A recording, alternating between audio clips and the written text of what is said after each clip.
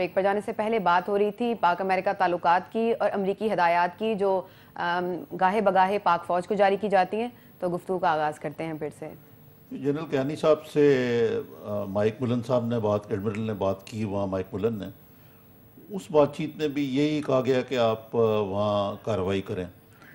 تو کیانی صاحب نے کہا کہ یہ ہم جو کچھ کریں گے وہ پاکستان کے قومی مفاد میں ہوگا۔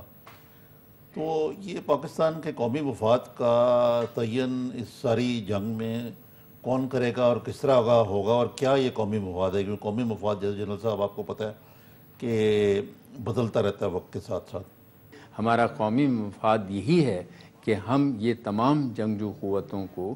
بلا کسی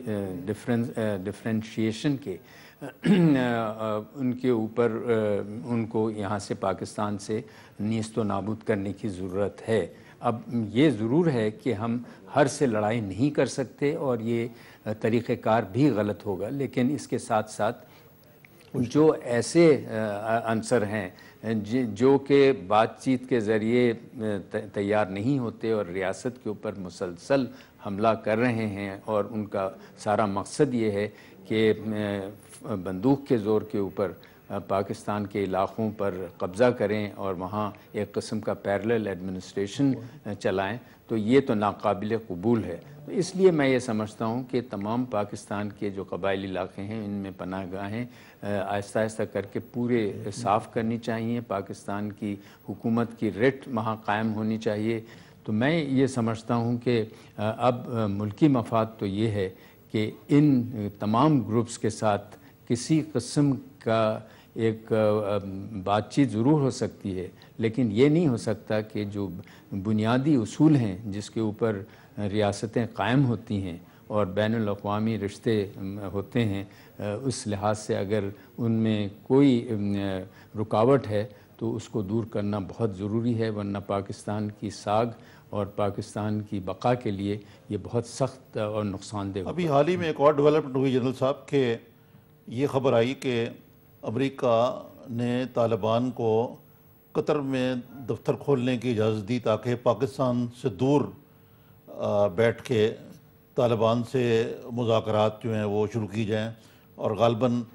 آئیڈیا یہ ہے کہ ڈرا ڈاؤن کی جو اسٹریٹجی اس میں کسی نہ کسی جو ان کو وہ گڈ طالبان کہتے ہیں یا جیسے بھی طالبان ہیں ان سے بات کی جائے اور ان کو پاکستان کے اثر و نفوذ سے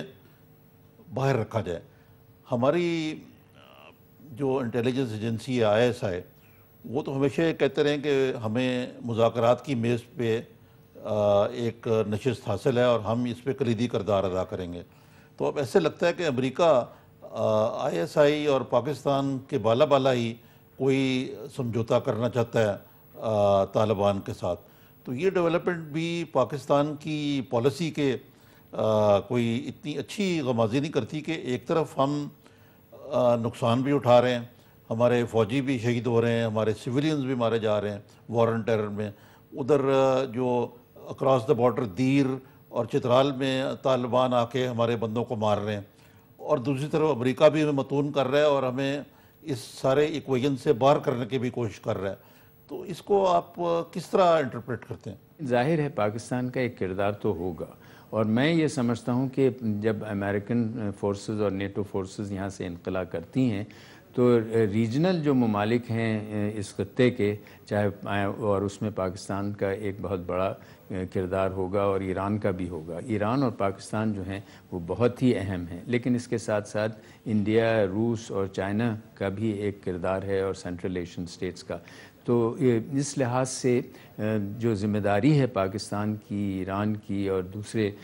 جو ہمسایہ ممالک ہیں افغانستان کے، کہ ان کی تمام کی سب کی کوشش یہ ہونی چاہیے کہ افغانستان کے حالات کو بہتر کیا جائے۔ اب دیکھنا یہ ہے کہ اس میں کوئی شک نہیں کہ ہمیں یہ کوشش کرنی چاہیے کہ بات چیت کے ذریعے ہی معاملات کو حل کیا جائے، اور پاور شیئرنگ کی جو بھی آخر نتیجہ نکلتا ہے اس میں پاکستان جو ہے ایک مثبت کردار ادا کرنا چاہیے۔ لیکن اس کا یہ مطلب نہیں ہے کہ پاکستان کو یہ سمجھنا چاہیے کہ پاکستان اپنا اثر و رسوخ یا ایسی حکومت افغانستان میں لائے جو کہ پاکستان جیسے چاہتا ہے وہی اس قسم کی حکومت ہو، تو یہ ممکن نہیں ہے، اور ہمیں اس کے لیے سوچنا بھی نہیں چاہیے، اس لیے کہ افغانستان کی جو جغرافیائی پوزیشن ہے اور پاکستان کی جو جغرافیائی پوزیشن ہے، اس لحاظ سے ہمیشہ افغانستان پاکستان کے اوپر ڈپینڈنٹ رہے گا، اور جتنا پاکستان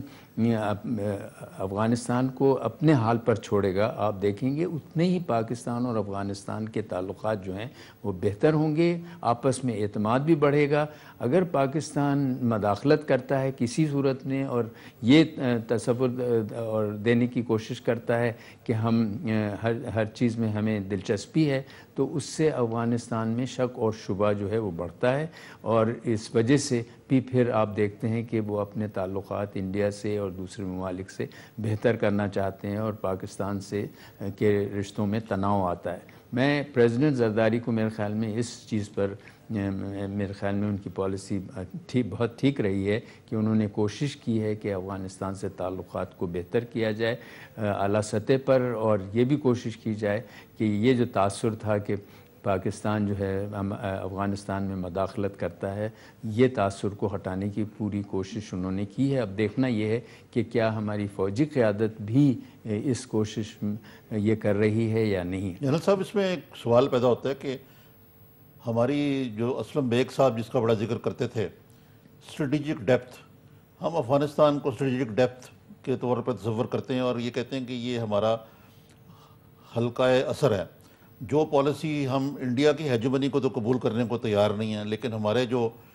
پالیسی میکرز یا تھنکرز ماضی میں رہے ہیں وہ افغانستان کے اوپر اپنی ہیجمنی کو برقرار رکھنا چاہتے ہیں، چاہے وہ طالبان کے ذریعے ہو یا ایسی مواقع۔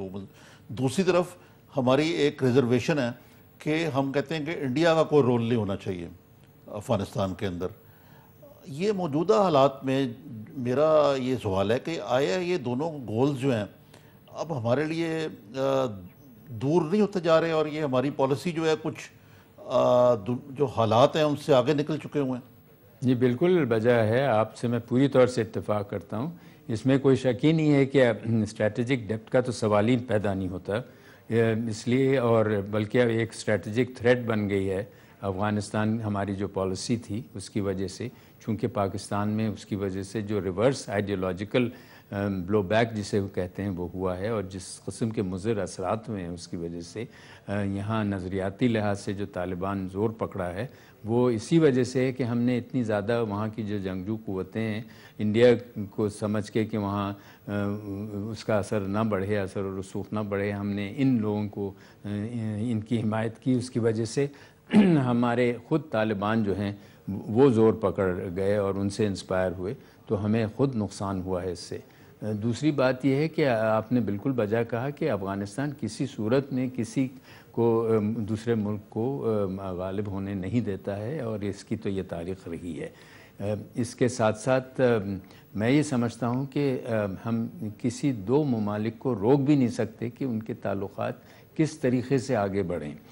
آپ نے دیکھا کہ انڈیا اور امریکہ نے اپنے تعلقات انہوں نے سمجھا ان کے مفاد میں ہے، انہوں نے اپنے تعلقات کو بہت مضبوط کیا۔ اسی طریقے سے افغانستان اور انڈیا سمجھتے ہیں کہ ان کے تعلقات جو ہیں وہ اچھے ہونے چاہیے۔ آپ کس طریقے سے اس کو روک سکتے ہیں؟ انڈیا جو ہے وہ اقتصادی لحاظ سے بھی ان کی کافی مدد کر رہا ہے، لیکن یہ کوئی زیرو سم گیم نہیں ہے۔ اس کا مطلب یہ نہیں ہے کہ افغانستان پاکستان کی اہمیت نہیں سمجھتا۔ افغانستان ایک لینڈ لاکڈ ملک ہے، اور اس کی وجہ سے اس کا پاکستان پر بے انتہا انحصار ہے، نہ صرف لینڈ لاکڈ ہونے کی حیثیت سے بلکہ ایک ہمسایہ ملک کی حیثیت سے، ایک مسلمان ملک کی حیثیت سے، اور جو تاریخی لحاظ سے ہم اور جس طریقے سے پشتون ہمارے بھائی دونوں طرف ہیں، اس لحاظ سے بہت پاکستان کی اور افغانستان کی لنکیجز ہیں، اور ہمیں اس کو ایک مثبت طریقے سے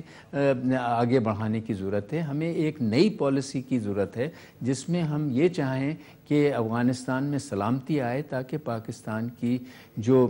ٹریڈ اور کامرس اور کلچرل ایکٹیویٹیز جو ہیں وہ سینٹرل ایشیا کی طرف آگے بڑھیں، تاکہ وہاں کے جو ممالک ہیں ان سے ہمارے تعلقات بڑھیں۔ اور دوسری طرف میرے خیال میں انڈیا سے بھی ہمیں کوشش کرنا چاہیے کہ تعلقات ایسے ایسے ہونے چاہیے تاکہ دونوں ممالک جو ہیں افغانستان میں بجائے اس کے کہ پراکسی وارز لڑیں افغانستان کی سلامتی کے لیے کام کریں۔ یہ دیکھیے نا، یہ جنرل صاحب یہ وقت نہیں آ گیا کہ ہماری جو خارجہ پالیسی ہے وہ پارلیمنٹ میں تشکیل دی جائے اور سٹیک ہولڈر اس میں جو بھی ہوں، بجائے کہ وہ پارلیمنٹ کے بالا بالا ہو اور ہماری جو وزارت خارجہ ہے اس کو پتہ ہی نہ ہو کہ کیا پالیسی ہے۔ اور جو گلوبلائز ورلڈ ہے اور جو دنیا میں تبدیلیاں آ رہی ہیں، اس میں یہ ایک بنیادی اسٹریٹجک ری تھنکنگ کی ضرورت نہیں ہے کہ پاکستان کی فوج اور پاکستان کے رول کی، کیونکہ ہم تو اپنے آپ کو سمجھتے ہیں کہ ساری دنیا ہمارے ارد گرد ہی گھومتی ہے اور گھومتی رہے گی، اور ہمارا اپنا حال جو ہے وہ موجودہ صورتحال میں بالکل پتلا ہو چکا ہوا ہے۔ جی ہاں، آپ سے میں بالکل اتفاق کرتا ہوں، بلکہ دیکھیے ہم لوگ تو بالکل آئسولیٹ ہو گئے ہیں، اور یہ بالکل غلط بات ہے کہ دنیا ہمارے اطراف گھوم رہی ہے۔ اس میں کوئی شک نہیں کہ ایک منفی لحاظ سے اس وقت ہماری بڑی اہمیت ہے۔ ہمیں تو چاہیے کہ ایک مثبت لحاظ سے ہماری اہمیت ہونی چاہیے۔ ہماری جو جیو اسٹریٹجک پوزیشن ہے اس کو ایک مثبت طریقے سے استعمال کرنے کی ضرورت ہے، نہ کہ اس کو ایک منفی لحاظ سے استعمال کیا جا رہا ہے جس طریقے سے جب سے افغان جہاد شروع ہوا ہے۔ تو اس میں تو بڑی سوچ میں تبدیلی کی ضرورت ہے، اور میں آپ سے پوری طور سے اتفاق کرتا ہوں، اور یہ میں خود بھی کئی دفعہ یہ کہا ہے کہ دیکھیے اس وقت پاکستان جو ہے وہ ایسا ایک طریقے سے واحد ملک ہے جس نے گلوبلائزیشن سے بالکل فائدہ نہیں اٹھایا۔ دنیا کے دوسرے ممالک جو ہیں گلوبلائزیشن سے انہوں نے اتنا فائدہ اٹھایا ہے، اور پاکستان چونکہ ایسی پالیسیز اس نے اختیار کی جس سے گلوبلائزیشن کا اس کو کوئی فائدہ نہیں حاصل ہوا۔ تو یہ تمام چیزیں عوام کے لیے جو ہیں وہ بڑی مضر ثابت ہوئی ہیں، اور اسی وجہ سے ہم دیکھتے ہیں کہ یہاں افلاس اور بہت بڑھتی چلی جا رہی ہے، اور لوگ جو ہیں پریشان ہیں، اور اس وجہ سے ملیٹنسی بھی بڑھتی چلی جا رہی ہے۔ ہمیں سوچنا چاہیے کہ کون سی ایسی فورسز ہیں جن کے ساتھ ہمیں منسلک ہونا چاہیے۔ وہ یہ کہ جو ماڈرنائزنگ فورسز ہوں۔ ہم یہ نہیں کہہ رہے ہیں کہ ہم اسلامی اقدار تو ہمیں اپنانے ہیں، وہ تو اپنی جگہ پر ہے، لیکن اسلامی اقدار کے ساتھ ساتھ ہم نے دنیا کے ساتھ بھی چلنا ہے، اور دنیا کے ساتھ چلنا اور اسلامی اقدار کو ساتھ لے کر چلنا بالکل ممکن ہے۔ جیسے آپ نے دیکھا کہ ترکی نے کس طریقے سے آگے بڑھ رہا ہے، اسی طریقے سے میں سمجھتا ہوں کہ پاکستان کی سب سے پہلے تو اپنی اقتصادی حالت بہتر کرے، اس کے ساتھ ساتھ یہ جو تنظیمیں ہیں ان کو پاکستان کی جو سول سوسائٹی ہے اور جو سیاسی تنظیمیں ہیں ان کے ساتھ منسلک ہونا چاہیے، بجائے اس کے کہ وہ اپنی یہ جو نان سٹیٹ ایکٹرز ہیں، غیر ریاستی جو ادارے ہیں، ان کو ختم ہونا چاہیے۔ یہ پاکستان کے لیے بہت مضر ثابت ہو رہے ہیں۔ جنرل طلعت مسعود صاحب، بہت بہت شکریہ آپ کا، آپ نے بہت وقت دیا۔